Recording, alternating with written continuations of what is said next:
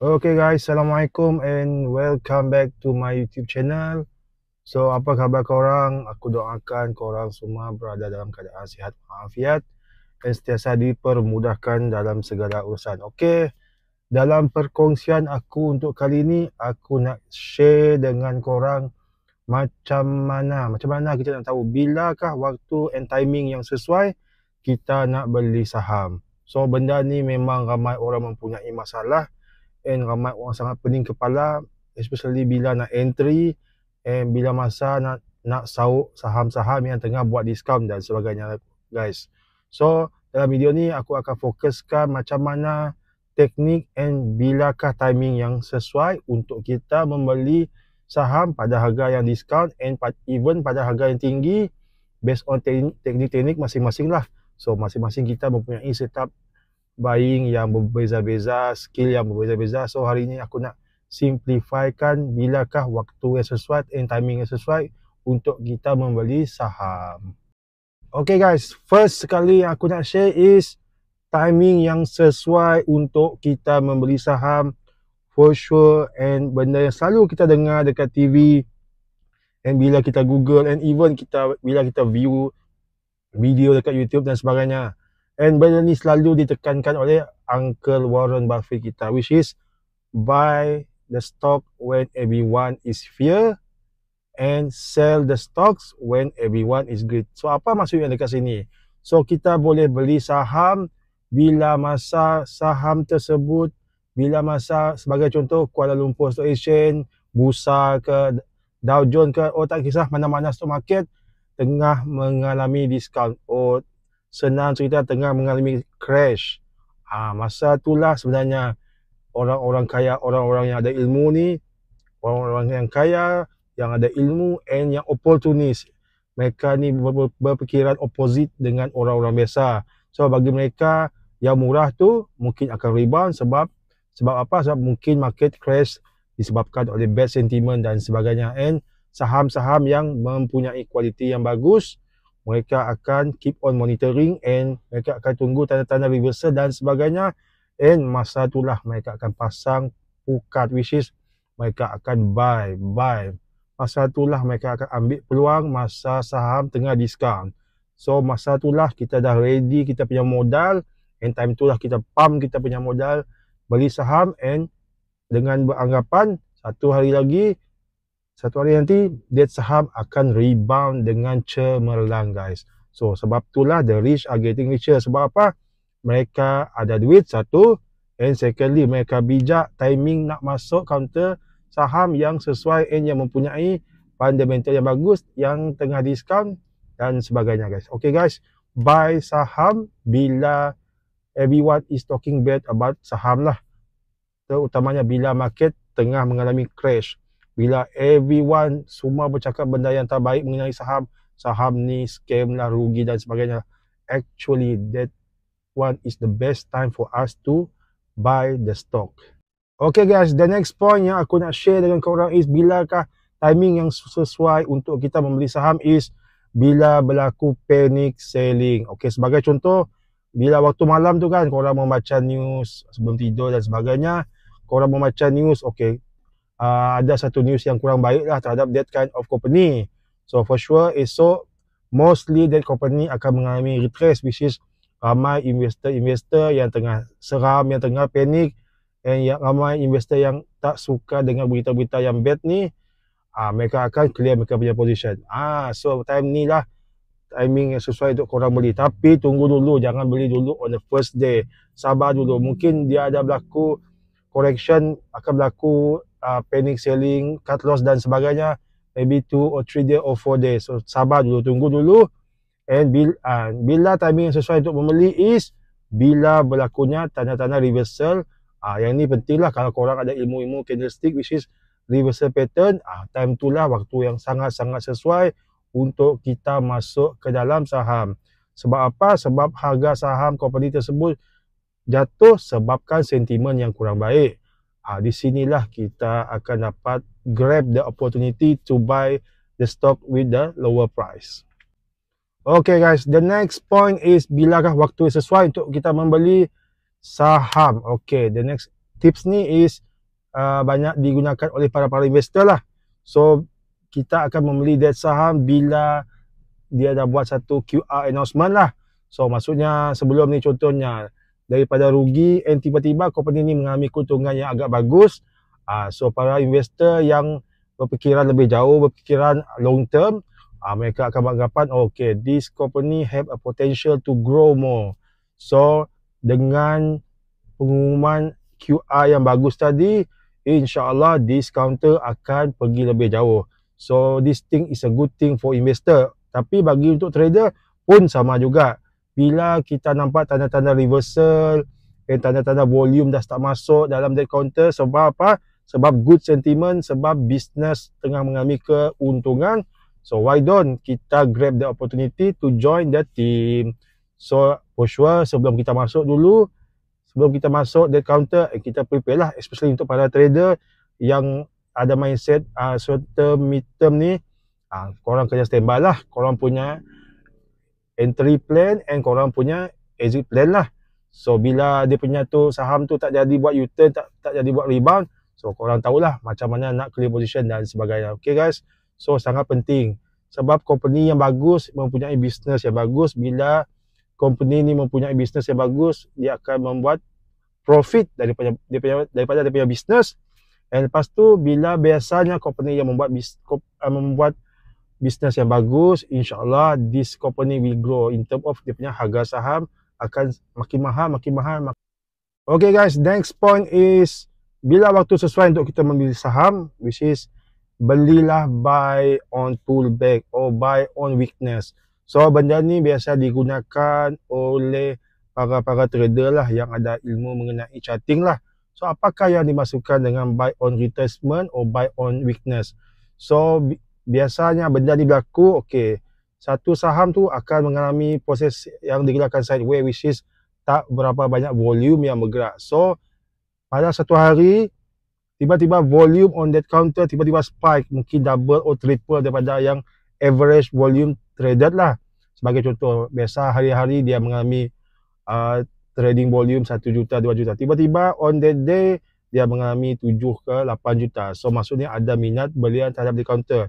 And benda yang paling bagus on that day, okay, ramai yang tengah membeli di counter and counter tersebut mengalami top volume lah. Dia berada dalam keadaan top volume dalam dia punya company tu, dekat listing KLSE tu dia tengah berada dalam list 10 top volume. So hari pertama biasa volume akan spike and akan wujud satu candlestick which is solid Morobozu yang warna hijau.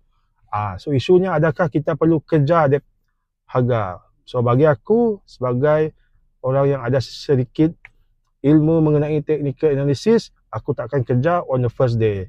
So the wise decision is kita beli mungkin based on candlestick day 2, day 3 or day 4. Subject to candlestick pattern lah. Sebab apa? Sebab bagi aku that counter tengah mengalami hit lah. Maksud dia ramai yang tengah FOMO untuk membeli lah. And this is technical term yang kita panggil is overbuy lah. Maksudnya ramai yang berminat lah. So counter tersebut tengah panas. So orang yang bijak akan membeli buy on retracement lah. So kita tunggu 2-3 hari for sure orang yang dah membeli pada day 1 akan mengambil dia punya profit lah. Sebab ada yang membeli based on margin dan sebagainya lah, based on contract dan sebagainya. Mereka akan lock dia punya profit dulu lah. And for sure akan ada yang tersangkut dekat puncak candlestick yang Morobozu hari tu. So kita orang bijak belilah pada harga yang tengah retrace. Mungkin on day 3, on day 4. And for sure sebelum kita masuk, kita standby dululah. Kita jadikan tapak dia punya Morobozu tadi, dia punya candlestick tadi as kita punya strong support. So bilakah kita patut exit kita punya position, which is kita cut loss bila harga saham tersebut gagal untuk meneruskan uptrend. Memang kita harapkan saham yang kita beli tadi on retracement, on weakness, dia akan fly kan, tapi nobody know future. So yang paling penting kita standby lah, standby our exit plan. Jadikan solid Morobozu hijau tadi on the first day spike tadi sebagai support yang terkuat. So bila dia dah pecah that support, kita kira dulu berapa kerugian kita sanggup tanggung. Dan kalau that kerugian dalam kita punya limit, So game on, kita boleh beli dead counter guys. Okay guys, the next point yang aku nak share is bila waktu sesuai untuk kita membeli saham is buy on trend line. So apakah yang dimasukkan dengan buy on trend line? So benda ni sangat-sangat glamour, ramai juga yang menggunakan this kind of technique. So satu saham yang sihat akan bergerak dalam satu trend line yang menaik, which is dalam trend line yang lurus. So kita yang ada ilmu technical analysis ni, kita akan draw dia punya trend line dari bawah yang kita buat satu straight line ke atas, menunjukkan dead counter tengah mengalami posisi uptrend. So isunya di sini, bilakah timing yang sesuai untuk kita membeli? Okey, sini aku nak share sikit tips lah kalau korang berminat nak membeli buy on trend line. So lepas saham tersebut mengalami U-turn, so dia dah nak start buat U-turn and rebound, kita lukislah satu trend line yang lurus. And bilakah waktu kita patut entry? Bagi aku lebih suka entry pada wave yang kedua, wave dan ketiga. Sebab apa? Kalau korang masuk ke wave yang keempat, kelima, keenam, risiko dah menjadi terlampau tinggi. So aku lebih suka play safe, aku akan masuk kepada wave yang kedua, paling maksimum pun wave ketiga. And for sure, sebelum kita masuk, kita mesti setkan dalam kita punya mindset, kita buy on trend line. Strictly buy on trend line. So exit plan is mesti exit on trend line jugalah. Maksudnya bila trend line yang kita dah beli tu, saham tu, and bila dah patah, trend line tu tak menjadi lurus, so we should clear our position lah. So no question asked lah. Sebab tu penting guys, penting kita setkan apakah kita punya skill untuk membeli dead counter saham. Sama ada kita macam tadi, sama ada kita nak beli buy on quarter result, buy on panic selling, buy on trend line dan sebagainya. So masing-masing mempunyai setup yang berbeza. Korang jangan campur adukkan teknik yang macam-macam, nanti kepala korang akan jadi pening. Sebab kita nak jadikan trading kita ni satu trading yang simple and mudah kita nak faham. So tadi aku share mengenai buy on trend line. So bila buy on trend line, strictly kita follow dia punya SOP. Bila dia jatuh pada harga trend line, and kita buy that counter. And apakah kita punya next strategi kalau kita punya trading tu tak menjadi? So kita clear our position lah. Sebab apa? Sebab trend line tersebut dah patah. So kita punya game tu dah game over lah. Maksudnya kita patut clear our position. So no question asked. So lepas ni kalau korang nak membeli based on trend line, korang boleh practicekan apa yang aku share tadi lah. Okay guys, the next one is buy on reversal. So apakah yang dimasukkan dengan buy on reversal? So buy on reversal ni biasanya berlaku, so bila korang lihat dekat top volume kan, korang screening lah. Sebagai contoh waktu malam kan, counter mana yang tengah buat banyak panic selling lah, so ramai yang dekat loss dan sebagainya lah. Okay, korang monitor that counter closely lah. Mungkin 2-3 hari korang nampak candle merah panjang berserta volume, okey, ramai yang dah start cut loss, yang ada yang dah margin call dan sebagainya. So korang closely monitor that counter. So on the live trading day, contoh day 3, day 4 ke, so korang tengok satu candle, jika ada terbentuknya satu candle reversal, which is tak kisahlah, reversal ni banyak kan, banyak dia punya candle-candle yang bagus lah. Sebagai contoh, aku lebih suka gunakan doji ke, bullish engulfing ke, harami dan sebagainya. Tak kisah hammer ke, tak kisahlah, depend korang punya, dengan korang punya skill lah. So the best time untuk entry bagi aku is day 2 selepas berlakunya reversal pattern tadi. Sebab apa? Kita boleh jadikan day 1 dia punya reversal pattern candlestick tadi as kita punya strong support. So bila that counter nak mengalami U-turn which is rebound, so kita boleh jadikanlah day 1 dia punya candlestick tadi as a strong support.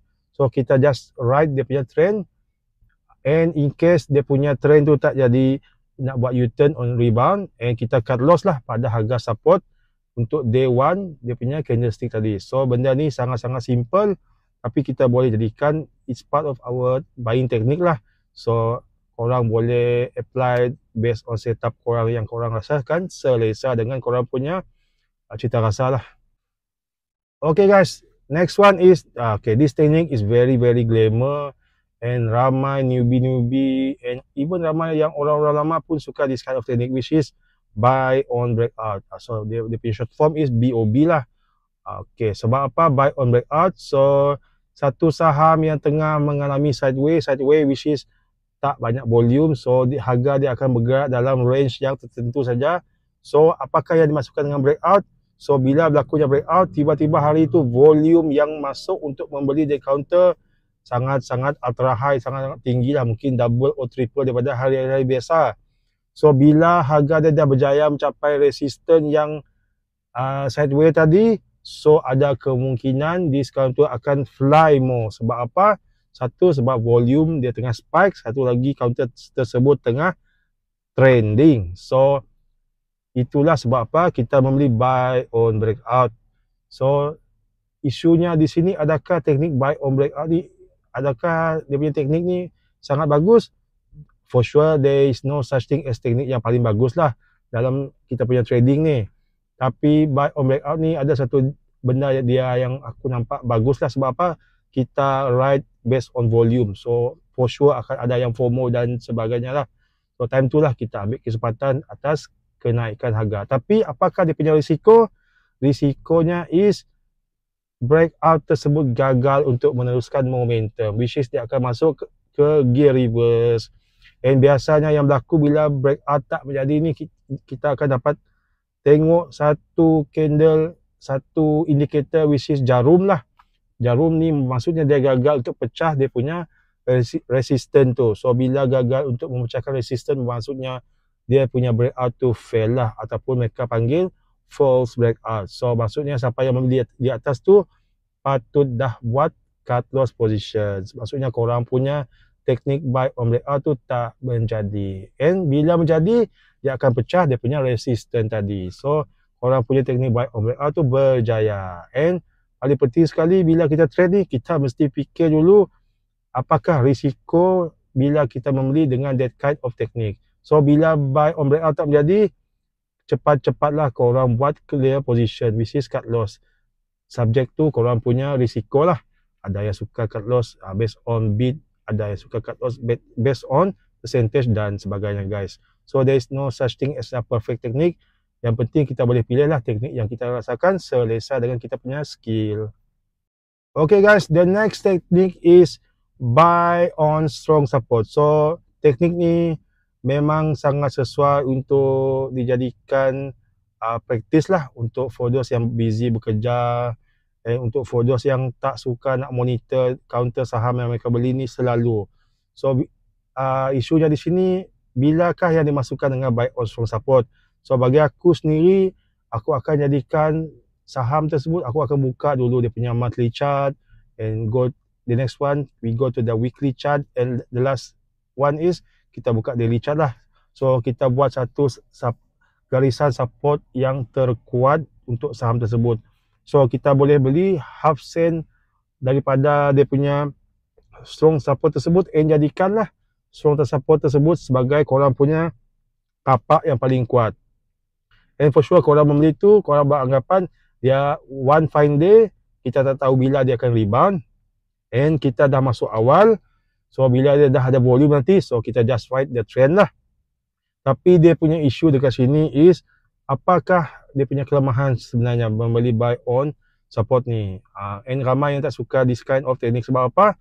Dia is a bit boring lah. Sebab apa? Korang kena menunggu. So tempoh kesabaran korang untuk membeli dia saham, untuk hold the saham, sangat-sangat penting. Holding power tu sangat penting guys. So tak sesuai, teknik ni tak sesuai untuk mereka yang tak suka tunggu lama. Yalah, siapa nak kaya lambat kan? Mesti semua kita nak kaya cepat kan? Sebagai contoh. Tapi ada orang yang lebih suka santai-santai. Even aku sendiri, aku lebih suka santai-santai. Beli awal sebelum saham tersebut mengalami kenaikan.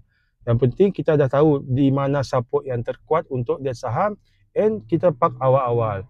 So one fine day nanti, tiba-tiba ramai pula yang berminat untuk membeli dia counter. So kita dah boleh senyum dengan gembira sebab kita dah masuk awal. So benda ni sangat-sangat penting. So yang penting kita nak jadikan kita punya trading activity ni benda yang santai. So kita macam biasa pilih teknik yang kita rasakan teknik yang simple tapi yang penting boleh memberi pulangan yang bagus untuk kita punya trading guys. And the next one is yang aku nak share dengan korang tips yang sangat-sangat bagus. Bilakah waktu yang sesuai untuk kita membeli? For sure bagi aku suka sangat dia punya setup ni, buy on 52 weeks low. So apa yang masukkan dengan 52 weeks low? 52 weeks low ni maksudnya harga saham tersebut, counter tersebut berada pada keadaan 52 weeks low. So dia dah berada pada support yang terendah dalam setahun. So bagi aku that is the best time for us to collect that counter, that company. So for sure kita check dululah dia punya fundamental dan sebagainya lah. Kalau korang tengok dia punya charting, dia dah ada buat satu support yang bagus dan sebagainya. Dia punya price tu bergerak masih dalam ranging tersebut, masih dikatakan murah. So time tu lah kita patut collect. Sebab apa? Kita berharapan one fine day mungkin kalau ada kita punya rezeki, harga saham tersebut akan bergerak ke 52 weeks high. And for sure this kind of skill kita perlukan kemahiran and kita perlukan masalah untuk study which counter yang tengah mengalami 52 weeks low. Biasanya counter yang tengah mengalami 52 weeks low ni volume dia tak banyak. Sebab apa? Ramai yang tak suka in this kind of counter sebab boring. Boring menunggu proses nak jadi kaya. Sebab nobody want to become rich dalam keadaan slow kan. Semua nak kaya cepat. Tapi at the end of the day ramai juga yang suka menggunakan teknik yang very simple ni, buy on 52 weeks low. Maksudnya harga saham tersebut dah terlampau murah, dia dah dekat dasar lah, tunggu masa untuk U-turn. So bila dia dah berjaya membuat U-turn rebound, and time tu lah guys, time kita untuk ride the trend. Yang ni paling best, yang ni aku rasakan benda yang paling best tentang this teknik. Sebab apa? Kita akan ride dia punya trend tu. Kalau ada rezeki kita, dia akan menuju ke 52 weeks high. Can you just imagine, korang boleh sukarlah sendiri gunakan dia punya charting tu, berapa percentage return of investment korang dapatlah. So benda ni memang sangat-sangat thrill and sangat-sangat best dalam trading guys. Okay guys, that's all my sharing for today. Aku harapkan aku punya perkongsian ni korang dapat manfaat daripadanya. And korang boleh jadikan is part of your tips lah, macam mana korang nak membeli saham. So hopefully lepas ni korang akan mempunyai satu teknik yang korang rasakan selesa dengan korang punya skill, masa dan sebagainya guys. So tak semua dia punya tips ni sesuai untuk semua orang. Korang pilih salah satulah yang korang rasakan selesa dengan korang punya trading skill lah, and sesuai dengan korang punya masa dan sebagainya guys. So benda ni perlukan practice, and the best one is jangan lupa sebelum membeli any kind of counter, korang standby dululah korang punya trading plan. Bila masa patut entry, teknik apa yang korang nak gunakan, and apa exit plan yang korang dah ready, risiko yang korang sanggup absorb. And lepas tu kalau korang dah ready, and korang just prepare lah tekan button buy. Simple and straightforward. Okay guys, aku harap aku punya perkongsian ni korang mendapat bermanfaat, and kalau korang rasakan aku punya perkongsian ni berguna, korang boleh share dengan korang punya kawan-kawan yang tengah nak belajar mengenai ilmu trading, especially dalam invest dalam stock market lah. Macam aku akan share banyak mengenai investing dekat Bursa Malaysia. So kita nak jadikan masyarakat kita lebih celik pelaburan yang patuh syariah di Bursa Malaysia guys. So sekian saja perkongsian aku untuk kali ini. Kalau korang mempunyai sebarang komen dan cadangan, korang boleh tinggalkan di bahagian komen dekat bawah. And jangan lupa klik button like. And korang boleh share aku punya perkongsian ni. And jangan lupa support aku dengan klik button subscribe to my channel. Sehingga kita berjumpa lagi dalam next sharing yang seterusnya. Okay, happy investing guys. And Assalamualaikum. Take care. Bye-bye.